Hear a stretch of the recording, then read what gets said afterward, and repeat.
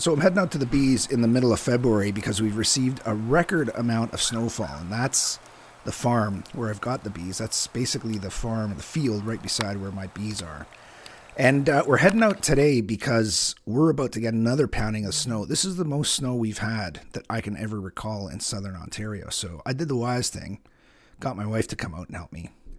I did the even wiser thing and bought her a pair of snowshoes before we went out. So she's got the snowshoes, so she's going to break in the trail for me. I've got the shovel and the Canadian Tire boots, so I'm going to follow diligently behind. And you can see, like, this is in the middle of a field, and it's at least 2 feet of snow. Even with these boots on, it's coming up to my knees and beyond. She's doing a good job of staying roughly, not going too deep. Her tracks are only probably 6 inches down, but it was a lot of snow, and we were going to get a lot more, so I wanted to see what the bees were doing and see if there was anything I could do for them. Make sure those entrances were not sealed up at the front, because if the snow drifts up against those entrances, I think that could be a problem. So from a distance here, I was a little worried because all I could see was snow right up to those beehives. And you can see I love the slick aerodynamic form that the snow takes on top of the hive covers. Just getting pounded this year, and as you can see, we're just at the leading edge of this next storm that's coming in. But then, as I got closer to the hives, I actually noticed. And you see by the fence here, there's only about 14 inches left, so it's about 1.5 to 2 feet of standing snow. But as you look at the hives have created this kind of tree bowl effect that you see, on ski resorts and stuff, where the sun hitting that black diaper and hitting the hive itself and reflecting heat into the snow has actually melted the snow away and created a little bowl, which doesn't allow any snow to get to the hive. So it's really good. I was really happy for that. Now, instead of clearing that snow away, I thought, okay, I should be leaving that snow, right? So I start checking the hive entrances. You can see I've got the entrances blocked off, but marked with that little screw on each of the hives. And this is exactly what you want to see. You want to see a bit of frost where anywhere that you transition from cold to hot air, if the bees are alive and they're pumping out hot air and moisture, there should be some frost there. So especially the upper entrances. Bottom entrances, not so much, but that was a good sign to see if they were alive. If the entrance was completely covered in snow, then the bees have not been keeping it up, and there's a good chance they're dead. Another thing you look for, although you don't see them here because there's fresh snow falling, is dead bees around your hives in the winter is a good thing, believe it or not, because bees are going to die. What you want to see is that the bees are getting rid of the dead bodies and dumping them outside the hive.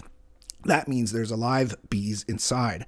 If you come up to a hive and there's no dead bees at all outside, it could be that they're all dead inside, and that has happened to me before. So I'm checking the upper entrances here as well, and I'm just checking the seams of the hive. This hive had a mouse living in it right there. I have no idea how that mouse could have gotten in there. I have wedges at the front of that lid, which provide less than 1/4 inch of space. No idea how it got in there, but it didn't come back. So the first eviction took hold, and there was no mouse in that hive this time around. So coming over to the last hive again, this should give you a good look at what the wells look like, the snow wells that are created in front of the hive, and how this one's got to be over 1 foot deep because it encompasses that whole lower box. You see that? And then we'll bring the camera in tight to the entrance to see if we can, again, see some frost transitioning from the cold air to the warm air where the bees are. And if we see frost, there's a good sign they're there. Now, because it was really starting to storm here, I didn't do it this time, but what I have done this winter for the first time is just remove that entrance reducer. You see the entrance reducer there? I would take it out, stick my iPhone in with the movie feature going, and just film the actual bees in there. It was a great way to see A, if they were alive, B, what box they're in, C, check the size of the cluster. Worked really well, so I'm going to keep doing that. Although I didn't do it on this visit. So here I'm about to leave, and like I said, instead of clearing the snow, that's why I brought the shovel, I'm actually augmenting that snowbank there at the front. I'm building it up another foot all the way across the hive, especially where the wind is going to come from, which is the south-southeast, and to a degree, the northeast. Because with that snowbank higher, it just meant that the wind would blow snow and build the bank even higher. Even if the snow curled around a bit of the snowbank, the snow drift, let's call it, it still wouldn't get to the front of the hive. So I was pretty confident that was the best way to set that up. And then as I'm leaving, I just took a look here, and lowered the camera down to the height of the snow just about, and you can see that, the bottom, well, pretty much all of the hives are protected from that right side, right? That's where the wind's coming from. Again, knowing that the top boxes, there's no bees in there. There's just winterization there. So that left me a pretty good feeling about the bees being able to get through this next storm. So that felt pretty good. Now we're going to head out and batten down the hatches. Again, my wife faithfully leading the way and breaking trail while I trudge along behind her. And then as we got up to the car, again, one of the beautiful things about this farm where I've got these bees is these buffalo, these bison. And in this kind of weather, they're happy. They're happy as a lark. They love the cold. It doesn't bother them at all.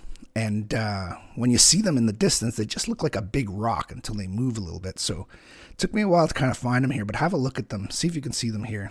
This is not the greatest spot, but as I move the camera over a little bit, you'll see those bison out in the distance. And I just think one day maybe they'll break through a fence and come join me at the bees. Don't know what I'm going to do when that happens. Anyway, that's it for now. Next one coming soon. Hope you're having a good winter. Hope your bees are doing fine. And thanks for joining me at 40 Honeybee.